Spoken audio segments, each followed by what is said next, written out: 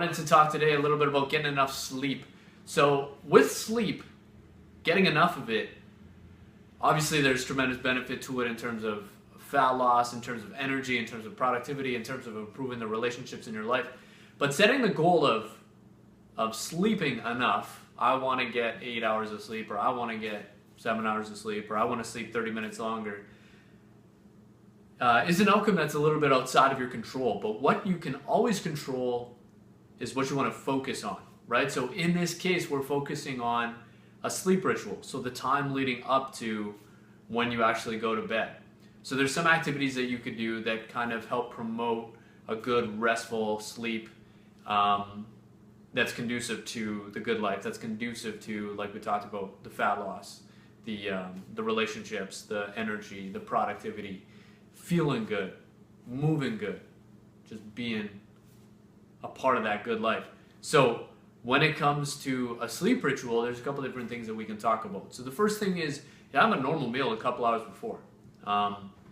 There are some nutrients, there are some factors in the food that we eat, especially if it's good, healthy food, that is conducive to sleep, right? So a normal meal 1 to 2 hours before bedtime is not a bad thing, it's actually a good thing.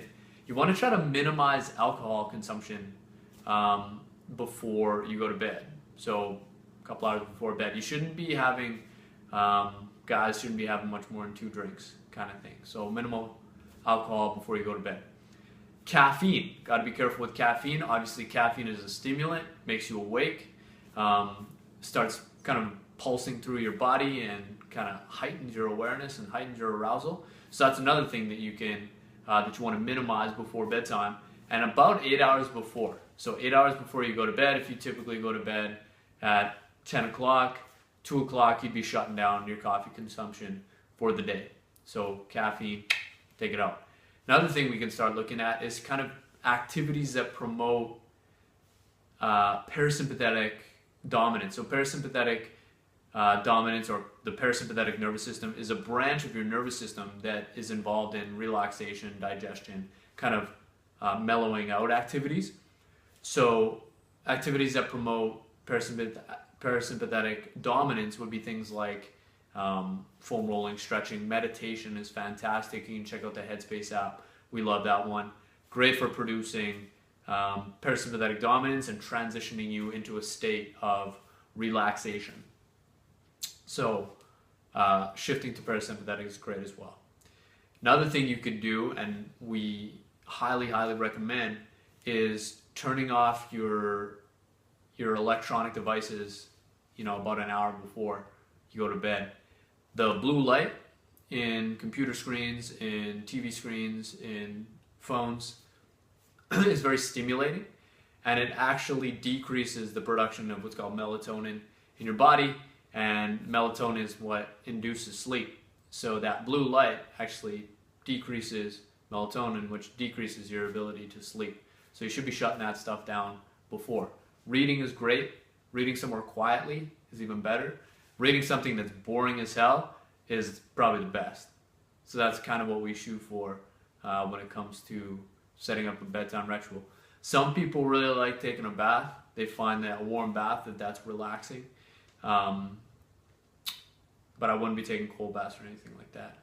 So when it comes to a sleep ritual, normal meal 1 to 2 hours before, minimal caffeine 8 hours before, minimize caffeine.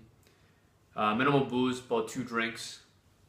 You want to have parasympathetic dominance activities, so foam rolling, stretching, meditation, and also getting into minimizing blue light or light from screens, or shutting off your electronics before you go to bed.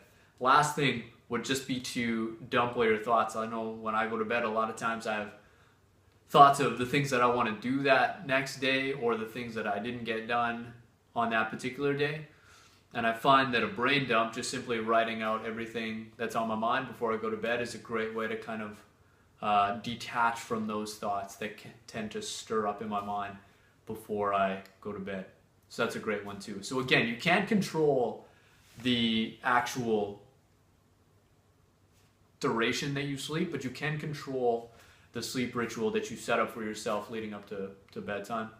Other things that help with a restful sleep are sleep environment, right? So you might want to play around with different diffusers. I know it sounds kind of soft, but I love using a diffuser. Not only does it give me a little bit of white noise, but it also, we put some oils in there that really help with sleep.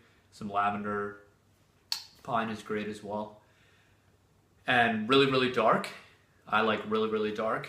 And we were kind of evolved to sleep when it's dark. So it's a little bit more conducive to our evolutionary biology. And then finally, temperature. Some people like a little bit cooler. Personally, I do. Some people like a little bit warmer, but it's really kind of a preference thing. I would always err on the side of cooler, but you know you, man. Do your thing. So, manage your sleep environment, manage your sleep ritual, get more sleep, lose more fat, enhance your relationships, have more energy, live the good life, and let me know how it goes.